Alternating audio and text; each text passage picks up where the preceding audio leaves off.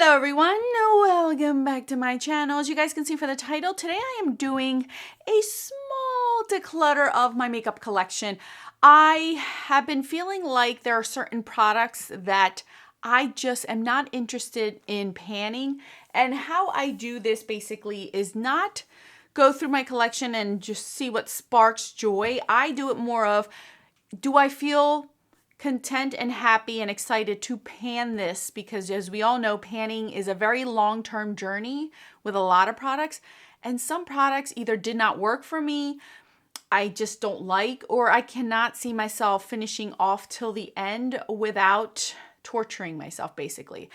So here is the products I'm going to show you. It's a little bit of everything. So if that's something that interests you, stay tuned and let's get up with this declutter, shall we? So let's start off with blushes. These two blushes were gifted to me for Christmas, and I believe these were from Shoppers Drug Mart. These are supposed to be a dupe for the N Cosmetics liquid serum kind of blushes. As you guys can see, it has the dropper on there and everything.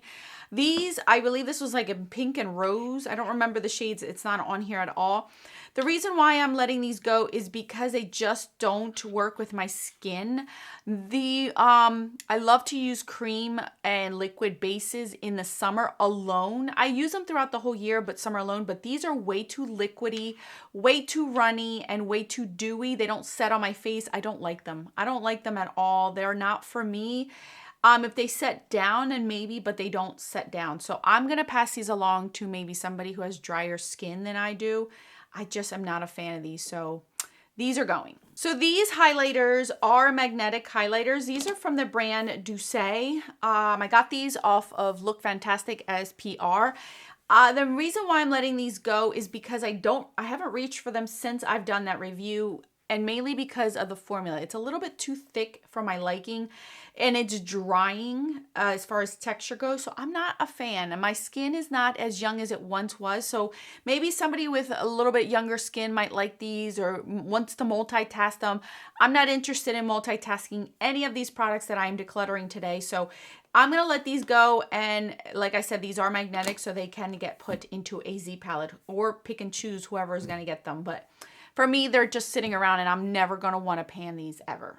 Here is a bronzer I'm going to let go of. Last year, I went through all of my bronzers and tried them out on my face for the winter ones, the summer ones, because I took a break from panning any bronzers last year.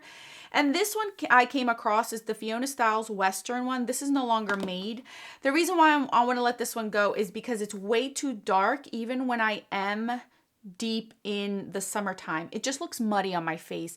It's a matte bronzer, and I personally prefer a bronzer that has a glowy look to it, or if it's gonna be matte, I want it to be baked, because it still gives you the illusion of a glow.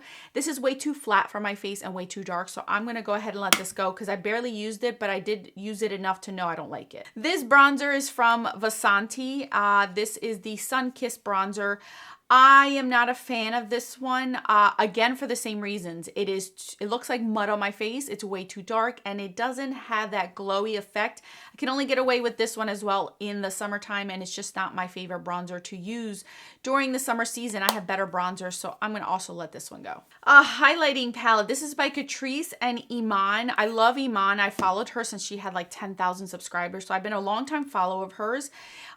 This is a highlighting palette she came up with, and I am going to let this one go because I can only use half of the palette and use it normally, and the others two I don't feel like multitasking or figuring out how to make it work for my skin tone. This one's too yellow and this one's too bronzy for me to use on my face, so I would have to be creative with them. And I'm at the point where I just don't want to be creative unless it's a wonderful formula, a wonderful brand. Like, I mean, not a brand, but the formula is good enough for me to multitask it and make it work. It's just not, I'm not interested in it. I'd rather give it to somebody who's going to fully use the whole palette and enjoy it. I learned that with this year's Pan That Face palette with the It Cosmetics one. If I don't like the whole thing, I really got to consider how am I going to multitask it to use it all up, or if not, let it go. So that's where this one is. All right, the rest of these products are all eyeshadow palettes. Surprise, surprise. So the first one I'm going to let go is this one. This is the NYX Diamonds and Ice Please in the shade Jeweled and Jaded. This had pressed pigments in it as well as eyeshadows. Here's the deal. It's a beautiful color story. This was gifted to me and I love it because of this one. And I have yet to even touch that one, to be honest with you. I did play around with this before, and I just don't like the texture of these shadows. I think they're way too thick and they're way too drying. I have better quality, so I'm not going to force myself to use this. And this is a color story I can see somebody really loving because it's mainly all warm tone neutrals and then a pop of color. So I'm just going to go ahead and pass this along to someone else. Here we have these three right here, you guys. I am finally doing it. I did do a whole ranking review of these palettes on my channel. Here's the deal. This is why I love panning and pan those eyeshadows, because it actually gives me an idea of what it is that I like to pan and what I don't like to pan, even when it comes to eyeshadows. So I had this one and pan those eyeshadows, and this is the shade that I had pan in. I repressed it for whoever gets it. It doesn't look like you have a big old hole in there, but it made me realize that the quality of this is good for Essence, but it's not my favorite. And I'm not going to reach for these three at all. The blue is too grayish for me to like. These blues look a little bit too gray for me. And I'd rather have like a bright blue or aqua blue to play with. And mauves, you guys know how I feel about mauves. And this is very cool tone gray mauves. Not my favorite. And I even said that in the review was not my favorite. They could have done away with that one. And then the greens, again, I have better greens. If I'm thinking of a green palette, this is not the green palette I'm wanting to reach for. So for that reason, I am going to go ahead and let these three go before they get older, and then I feel bad giving them away. So I have these two palettes right here. These palettes are from the indie brand Max Up the Makeup. So this is what this one is looking like. Let me open both of them up for you guys. All right, so this is what they both look like. This is the Flower Child palette, and this one is the Ready Set Summer palette. Both of them have beautiful color stories. I really like the color stories. I like the fact that they're small, condensed, but this is the year I started to venture out and try new indie brands. And this is when I realized that not every indie brand is created equal. And some people are jacking up prices for formulas that I can get at a cheaper rate than others, if you know what I mean. So this one was not the best quality at all. And I bought these because of another influencer that said they were good and she lied, basically. They were sent to her, so maybe, I don't know what it was. But anyway, I don't like these. I don't like the formula. These remind me of another brand, another indie brand that sells these for a quarter of the price that these were sold at. This is why I stopped trying new indie brands unless I heard good reviews from them, because I was wasting my money. Since I've done that review of these palettes, they have been sitting in my drawers collecting dust. So it is time for me to let them go. I'm just not interested in panning these. The color stories are beautiful, both of these, but I have these color stories in other palettes, so why keep them around when I can give them to someone else? Here's this one. This one was also gifted to me and I appreciate it. I love the color story of this palette. This is the Mora, I believe is how you call it, A Spell on You. This is a beautiful, beautiful color story, but the colors that really attract me are these three right here, and they're not as great as the rest of them. These are all more neutral, so they're a lot easier to formulate, I feel. And then these three that I like, the yellow, the orange, and the pink, are very dry and patchy. So why am I keeping this palette for the neutrals when I have plenty of palettes that I can reach for that has overall good quality? And these colors, I have them repeat over and over and over. I appreciate it, and I love the fact that this is my color story. It's just the formula wasn't my favorite in this palette. And I've only used it once, so I figured, you know what? Give it to somebody who's going to really enjoy it and love it and not have it sit here and collect dust. So I'm going to go ahead and pass this one along as well. All right, you guys, this palette. This one is a palette I fell for the hype for. This is a Profusion Wonderlust. Brand new. It has never been touched by me. I realized that I bought this because of the hype. Everyone was saying this is such a great quality as far as Profusion. I only own 2 Profusion palettes and I'm content with that. I don't need any more. If you have followed me for any period of extended time on my channel, you guys know that formulas from inexpensive brands like this and e.l.f. and Maybelline and Wet n Wild, they're great, but for me who has very oily lids, I can only wear them during the cold season because in the summer, my eyes eat these shadows up.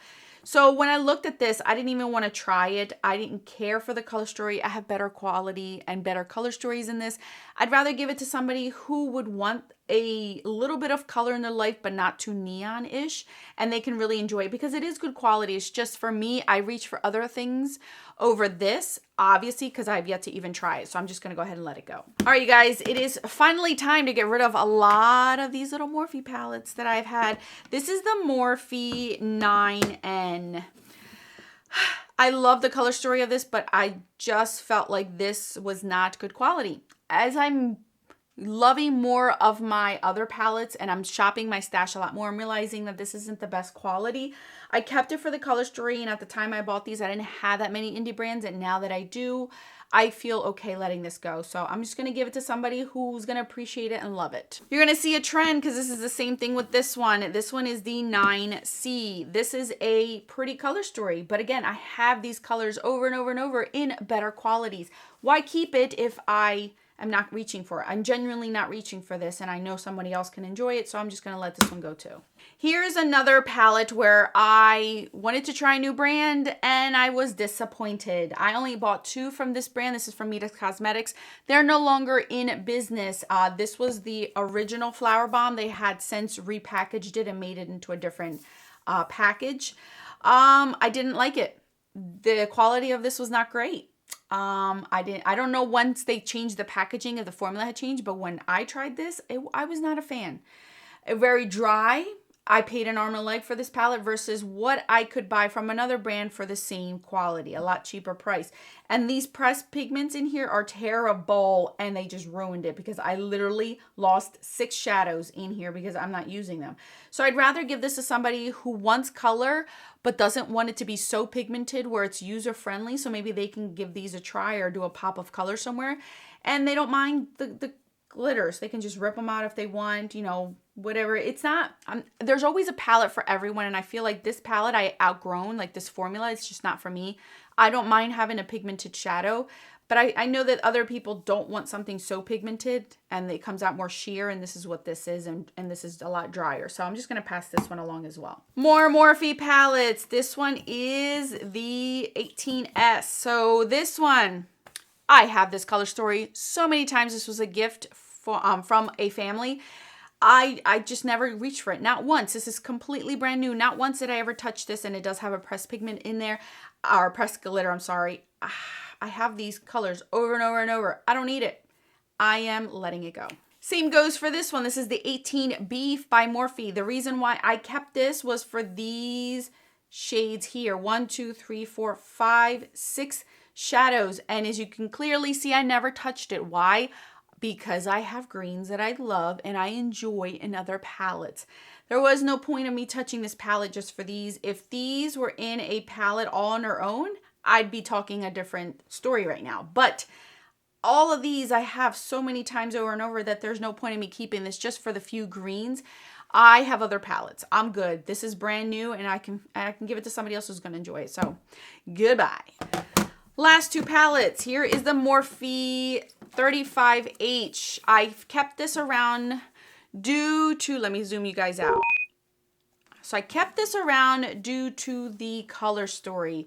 I thought that this was one of the most unique color stories that Morphe has come out with. Even till this day, this is one of the most unique ones. It doesn't have a lot of browns and neutral shades. But the reason why I'm going to let this go finally is because of the quality. I have better quality in these shades, so why keep it just for the color story? I have a hard time with these. Again, this is for somebody who's newer, who wants color but doesn't want it so pigmented and hard to work with. This is a buildable formula. I'm not there anymore. I've reached for other things that are a lot better in my collection. So I'm not keeping this anymore just for the color story. So I'm going to give it to somebody who's going to love it. The same can go for this one. This is the 35M. This was my favorite, and still to this day is my favorite color story that Morphe has ever come out with. If they would have done this color story in the quality of the Jaclyn Hill palettes, I would have been all over this one a lot more. I recently tried this one more time, and I went for the greens and a little bit of orange, and I ended up with a murky brown look on my eyes. None of these shades really show up on my eyes how I want them to show up, and it just disappointed me, and it made me realize that I love the color story. I just don't like the formula at all. These are just not the best. They've never been the best, but from what I had at the time, this was good. I have color stories like this now over and over and over, and I have so many singles. I can make this whole entire color story with amazing quality shadows. So I'm finally going to let this go and give it to somebody who's going to really love it, because it is a good color story. It's just, it sucks that the quality sucks.